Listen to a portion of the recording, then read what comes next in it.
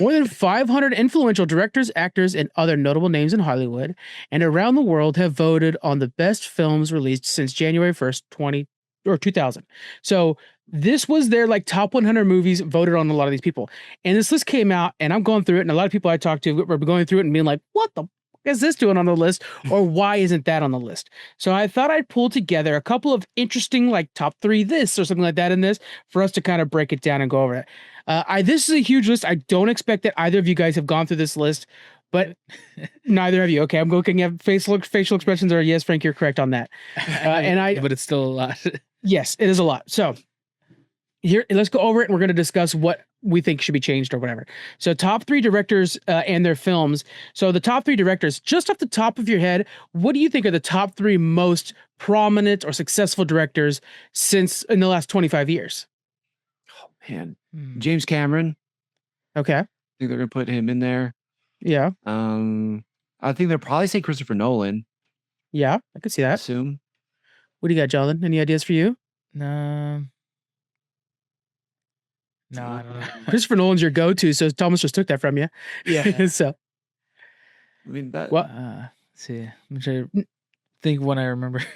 yeah. All right, I'll go right to John. All right, well, let's just say right now, top 3. The third one was Wes Anderson. That makes sense. After you think about it, like, okay, Wes Anderson makes the kind of movies that writers and directors would say are the best, say that you got to kind of keep that in mind. Specifically for Royal Tenenbaums and the Grand Budapest Hotel, which that's my favorite of his movies is Grand Budapest. Second highest, and I thought would be number 1, is Christopher Nolan, specifically for The Dark Knight, Inception, Memento, Oppenheimer, and Interstellar. So he has more movies than anybody else, but they're not as ranked as high as the next guy. Now, personally, I cannot imagine why Prestige is not higher on this list. I think that's a lack of attention to Prestige. I think it definitely beats up Memento of Christopher Nolan movies. What do you guys think about that? Yeah. I mean, Definitely those one are of my the favorite movies. Yeah. right. Yeah, Prestige is. It was even like labeled in there, like No, like it didn't break the top 100 for by any of these people, and I think it should definitely be in there. Yeah. The number 1 director is Paul Thomas Anderson. Yeah. Yeah. For There Will Be Blood. All right, that movie is fantastic. That's a good movie. Yeah. That's a third overall movie for them. Overall, any movies. Next is Phantom Threads, and then The Master, then Punch Drunk Love with Adam Sandler. And I'm like, damn, Punch Drunk Love. I wouldn't assume that'd be in the top 100. Yeah. So that would kind of throw me off a little bit. Huh. Interesting. That out of all his movies was one that I've actually heard of though. Like Yeah, some of those other ones I had never heard of before. So you've seen There Will Be Blood though, right? Just double check it yeah. before I challenge That's that. Daniel Day-Lewis. Oh yes, yeah, yes, baby. yes. That's one of those that when I see it on Netflix, like Django changed the same thing. I'm like, just press play. I'm surprised Quentin Tarantino didn't make the list. He's not. He's on this list, yeah. but he's only got a couple, or he's only got like 1 or 2 movies or whatever. But he should be the top 3. I think he's got some great movies. Django Unchained, Inglorious Bastards. Once Upon a Time in Hollywood, which is actually one of them that did make the list. It did? Yeah, Oh, that and Inglorious Bastards are the only 2 that made the list, but they're pretty far down it. And I'm like, Once Upon a Time in Hollywood feels like it should be way higher than that in this really? list. Yeah. Oh, I would feel like Django Unchained would be higher. I agree. That's not on the list at all. Yeah. Jeez. Huh. That's So weird. do we need to take the time to make our top 100 list? That's a big list. Well, me and Thomas are basically doing this on Challenge Accepted. We're doing our top 100 list, right? Over time. Yeah. Over time it'll be years. I have a feeling, but Yeah. we're working on that. God. Go ahead. You got I was just gonna say 86. Yes. That's all I can say.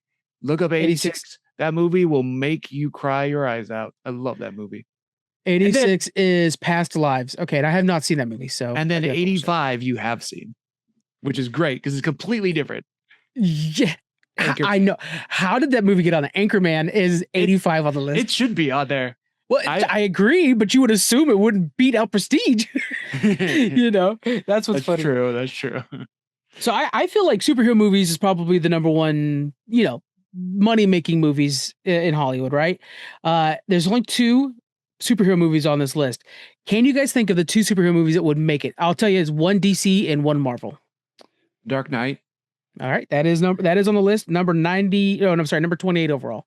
Black Panther. Endgame, right? Isn't Endgame like the base? Oh, Nope. Black Panther? Black Panther's the other one. What? 96 overall.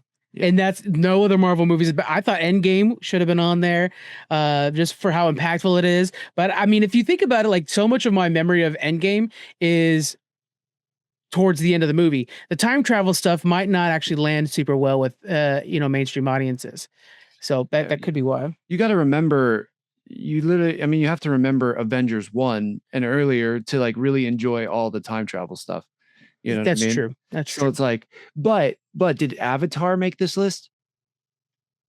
Like James Cameron's Avatar? No, I don't think it did. Yeah, you're right. I don't think it did. I'm going over the So list they're right now. really going for like tour movies. They're not going for like impact, which is weird. Like, yeah, I don't know. And Black Panther is a really good standalone too. Might be part of it, like you were saying, with not needing the whole Avengers library. So, animated movies. There are 4 animated movies on this list. One of them, number 1, is Spirited Away at number 9. So that shows your anime right there. Oof, Studio the Ghibli. other 3 are all Pixar's. Jonathan, I know you're going to guess this right away. What are the 3 picked Pixar movies? The top Pixar movies? Probably Toy Story, right? Wrong right off the bat, guys. No, what is the best Pixar movie? Wall-E. Wall-E. There we go.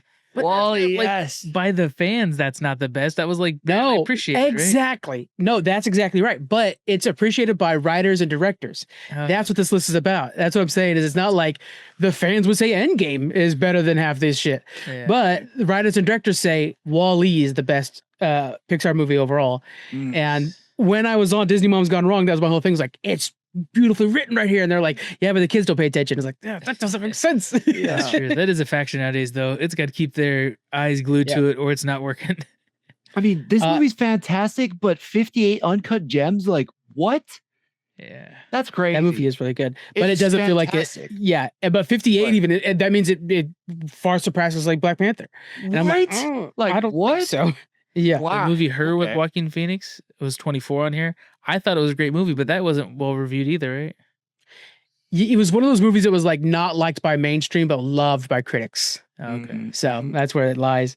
Top 5 actors from the list. Number 2, I'll say, is Leonardo DiCaprio, and I think that's an easy one. Philip Seymour Hoffman threw me. He's number 3. Kate Blanchett and Brad Pitt.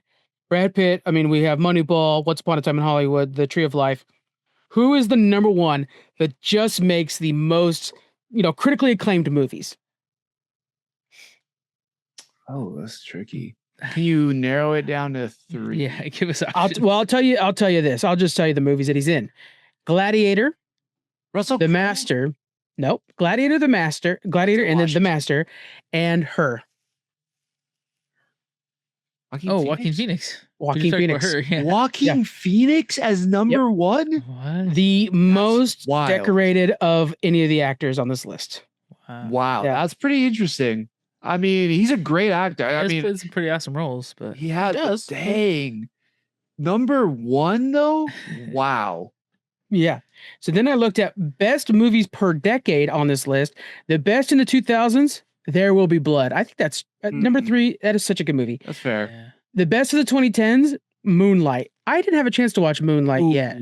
Moonlight is good. Do you think it deserves to be the best of the 2010s? I mean, I don't know what else is in the 2010s, but like that movie, that'll shake you. It will. Okay. Yeah, Ooh, you'll be like, oh my god. Yeah. I mean, for me, it really does make you look at people in those communities completely different and like how hard it would be. Oh, okay. Well, you sold it to me then.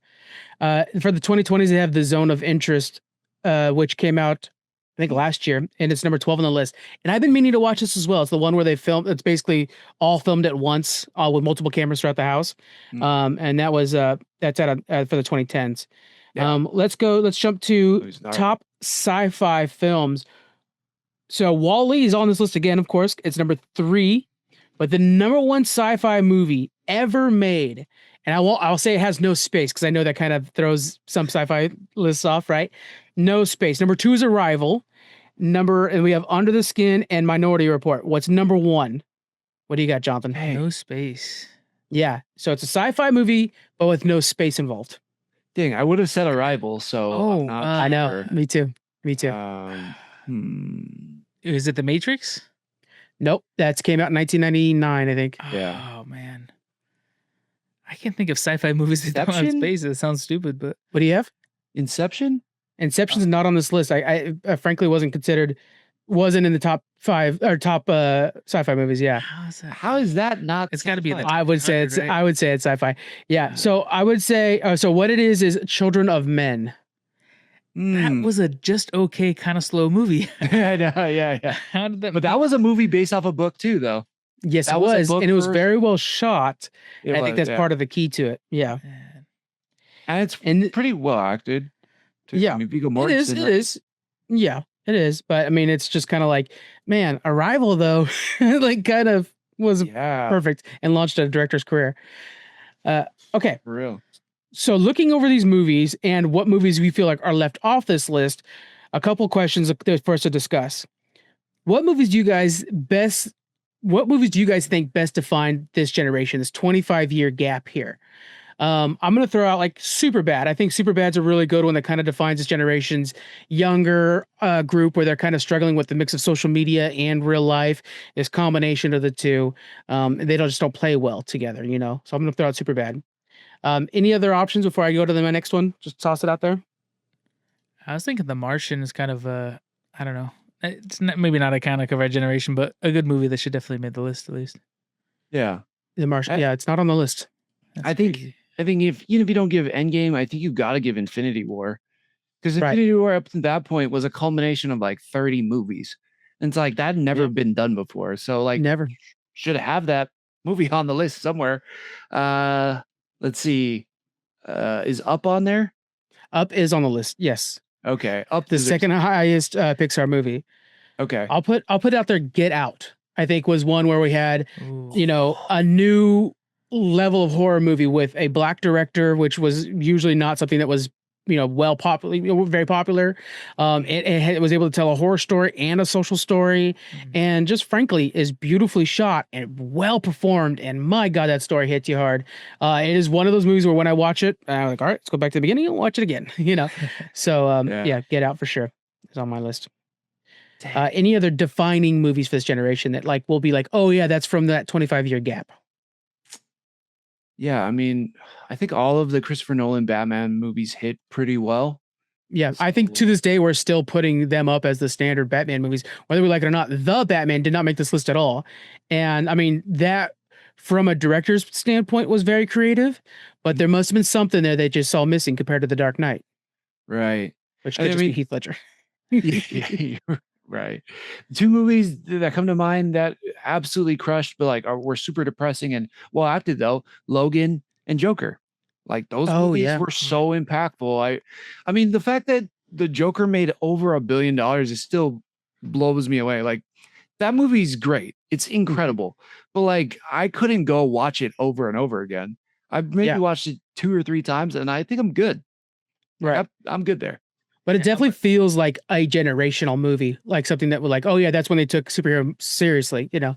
Oh, yeah. That's a good example of that. I want to Yeah. throw on top of that too is Mad Max Fury Road.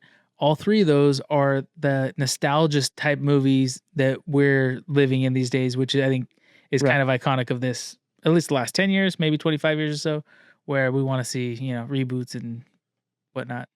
Yeah. And Mad Max Fury Road did make the list, number 11, so very impressive.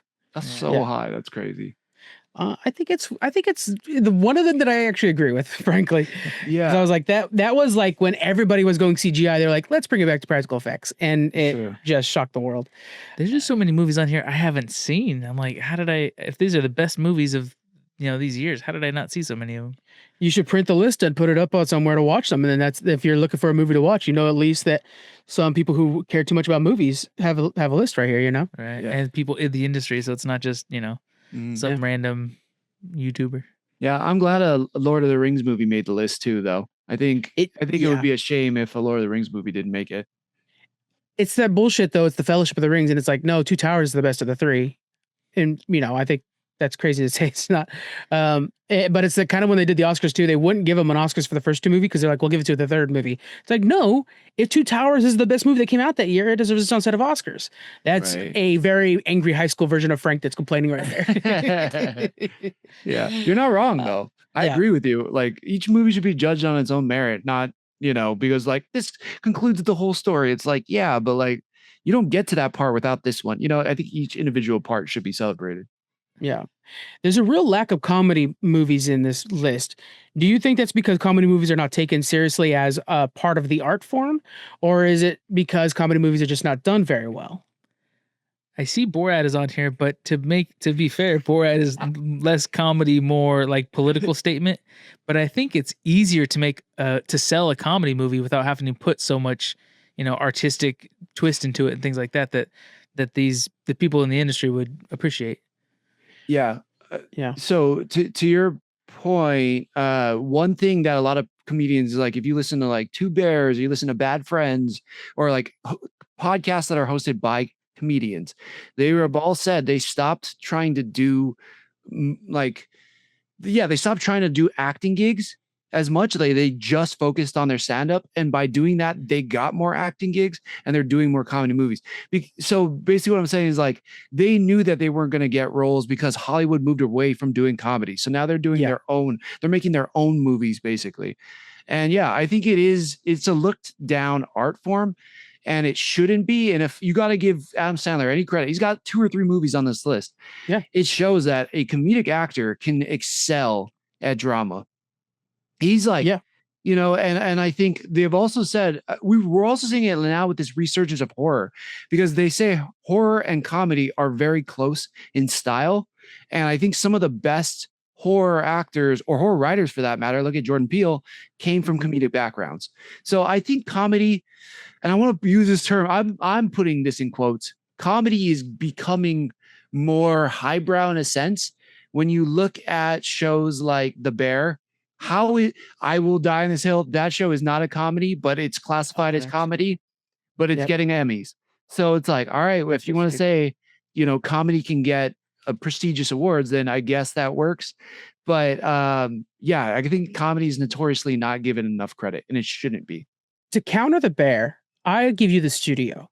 I think it's a show that, I think it's a show that's super well made, like The Bear is, super well acted, very well written, but it's funny. The Bear is all those things and not funny, and somehow it's the best comedy. And I'm like, I think The Studio is better than you. I just finished it. It's so good. I agree. I think The Studio is better at being a comedy for sure. Yes. But also excels in all the places that everybody says The Bear excels in. I'm like, go watch The Studio or Hacks or something like that. Hacks. Like they do those. Yeah. Hacks is my number one. Yes, you're right. Comedy. Like if I had to do it, because it does, you're right. It has all the drama, all the tension, all of that, like Succession almost, but it has actual funny parts in it, where The Bear is like, you're lucky if you get like one funny part in an episode. So. Yeah, all you get is anxiety medication problems. So just real quick on this then. So 3 of the comedies that we're seeing here, we got Borat, Superbad's number 100, and then we have Anchorman. And I think the key with those breaking through that wall is that they did take chances. Borat being filmed the way it is, this documentary style. Superbad, which was a coming of age story that really brought it back to almost like a 70s camp coming of age filming style, and then Anchorman, speaking of 70s, was this idea of ad-libbing and bringing that into an actual motion picture, which is something that would usually only be saved for TV. And in that, with all the ad-libbing, you got the best of the best lines and put that together as a movie.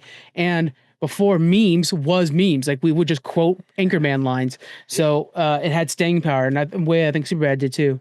Yeah. I think those broke through to where, like you're saying, like we were quoting them for years. I mean, even still, my lab. I love lamp. Like, that kind of time. I love table. Are you just looking around them saying things? Exactly. I mean, absolutely genre defying both movies. You're no doubt. Yeah. And I'm trying to think of what are the crossover, because they're so different too, even, but Superbad was like, when people talk about, Fast Times at Ridgemont High or The Breakfast Club was like my generation comedy. That's what Superbad was for us.